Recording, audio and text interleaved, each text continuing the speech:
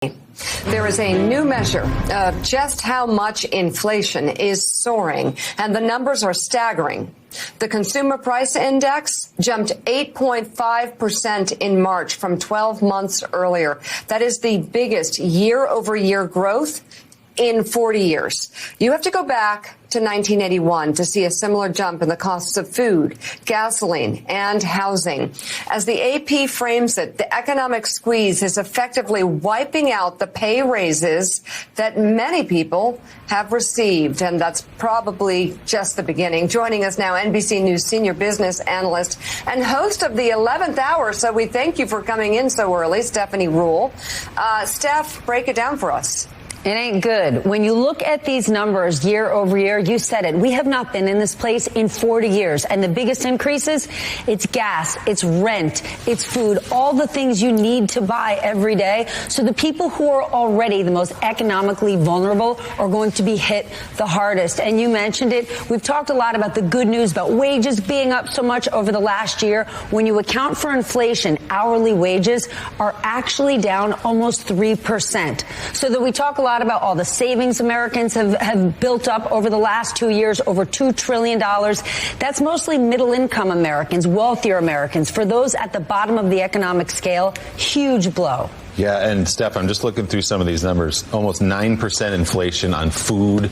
I mean, for everything else that's going on, for all the support that President Biden has given to Ukraine, for as low as the unemployment rate is, when you go to the grocery store and you can't believe your eyes at the scan, when you go to the gas station, it's going up into triple digits. That's what matters to people. 100%. So because of the actions we've taken to address the Putin price hike, we are in a better place than we were last month. But we expect March CPI headline inflation to be extraordinarily elevated due to Putin's price hike. And we expect a large difference between core and headline inflation, reflecting the global disruptions in energy and food markets. So core inflation doesn't include energy and food prices. Headline inflation does. And of course, we know that core inflation, energy, the impact of energy, of course, on oil prices, gas prices, we expect that to continue to reflect what we've seen the increases be over the course of this invasion. And just as an example, since President Putin's military buildup accelerated in January, average gas prices are up more than 80 cents. Most of the increase occurred in the month of March, and at times gas prices were more than $1 above pre-invasion levels. So that roughly 25% increase in gas prices will drive tomorrow's inflation reading, and certainly it's not a surprise to us.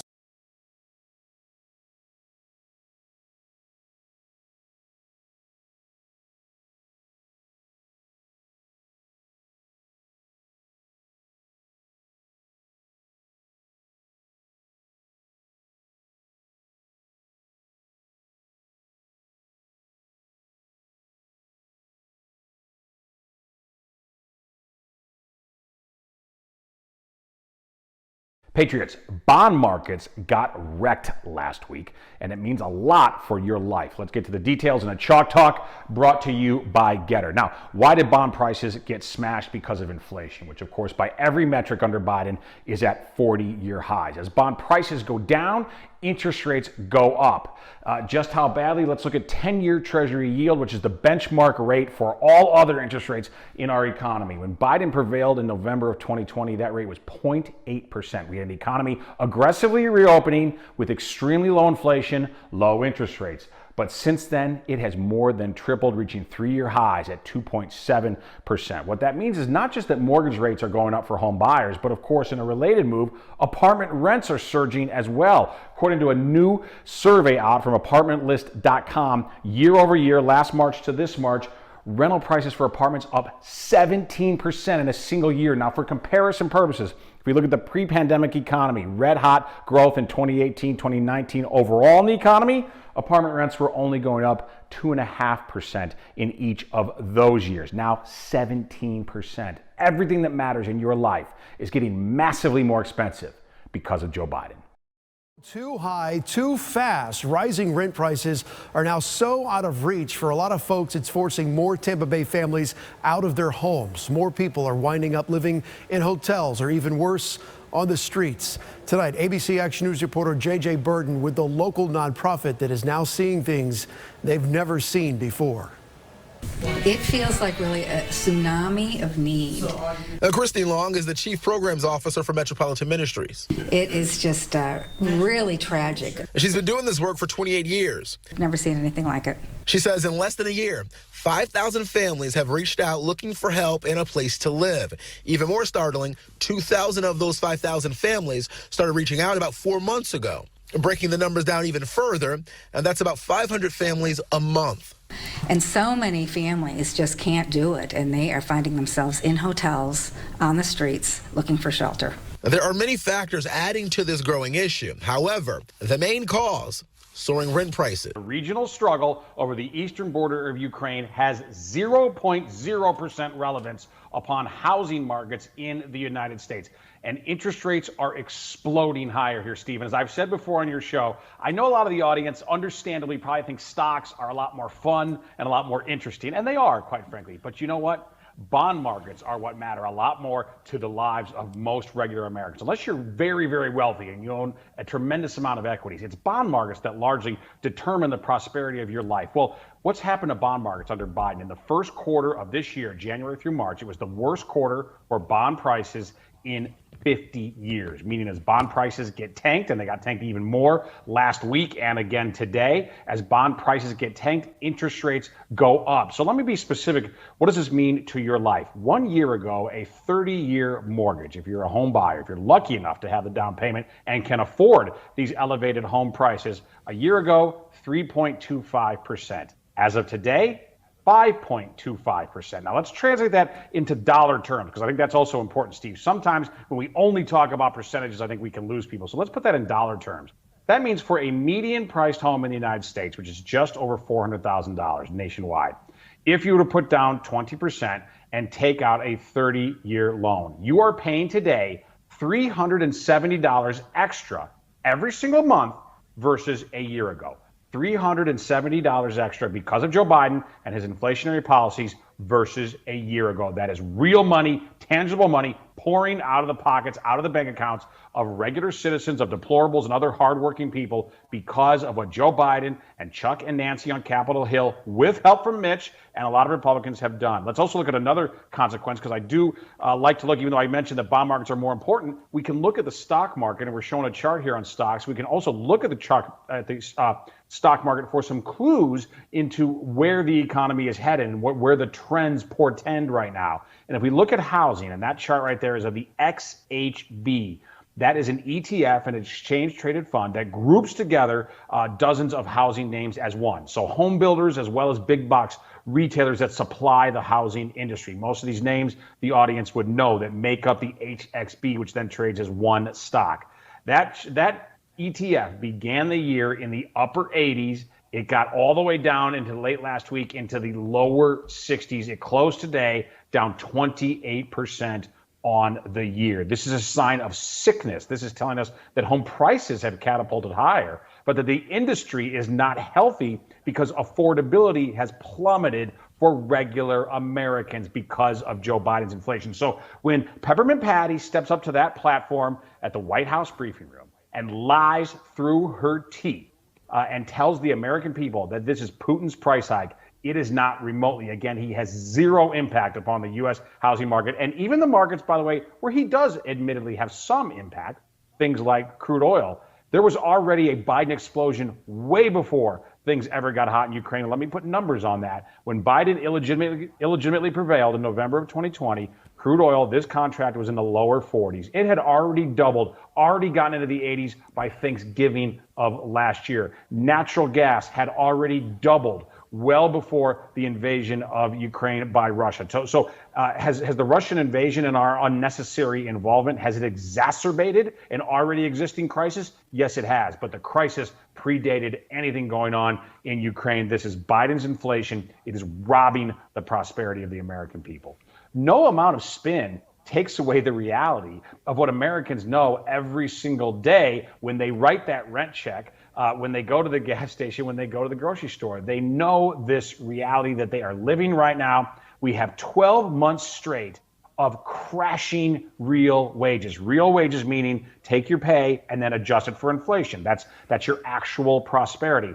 Under Donald Trump and the pre-pandemic economy, we had real wages exploding higher. In 2019, we had 6.8% overall wage growth, and we had 2% inflation. That's a real economy. That's where people are getting more prosperous in real terms every single month, and we're going to work really pays. Right now, Americans are working their rear ends off to just try to tread water. And unfortunately, most of them, quite frankly, falling behind month after month. And here's what's really dangerous too, Steve, about rising interest rates. How are most Americans coping then? Because we know most regular working people don't have significant savings. So if their real wages are going down, how are they affording these galloping higher prices? Steve, they're doing it largely through credit cards.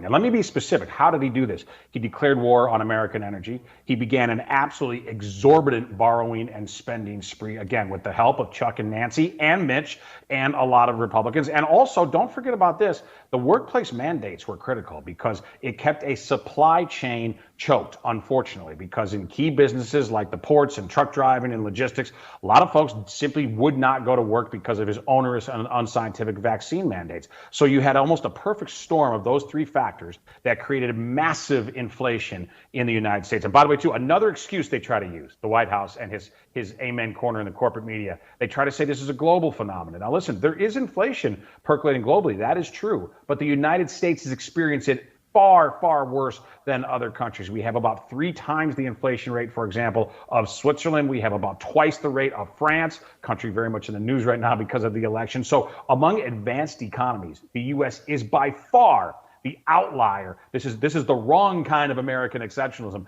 We are the country among advanced nations which is dealing with absolute runaway inflation. Why? It's because of Joe Biden. And no amount of spin from corporate media or from that podium in the White House can change that reality. Another inflation bombshell this morning. Consumer prices went up 8.5% in the last year. That is a real shock. Anyone under 50 has never seen anything like this before. President Biden has laid the blame on just about everyone. Meat packers, oil companies, the supply chain, chip shortages, and now Putin. Today, he'll visit Iowa and frequently use the expression Putin's price hikes. That is a political excuse. It does not address the root causes. And those root causes are extraordinary money printing by the Federal Reserve, massive pandemic spending by Congress, the deliberate cut in America's oil and gas production, ending our energy independence, and yes, Putin's war, which cut the supply of wheat and corn and raised food prices worldwide. That's why inflation has hit us so hard, and the administration not in a position to do much about it. Biden still has big spending plans. That's not going to help. He won't allow us to go get the oil and gas that's under our feet, and there's a little Biden can do about food prices. This is a political problem. Working people are taking the worst hit, and that's the Democrat base, or used to be. It's an economic problem. We're facing a recession threat, and that's not good right before an election. I keep saying it. This reminds me of the 1970s. That was the last time inflation spiked. It ended with a severe recession and the landslide defeat of a sitting Democrat president.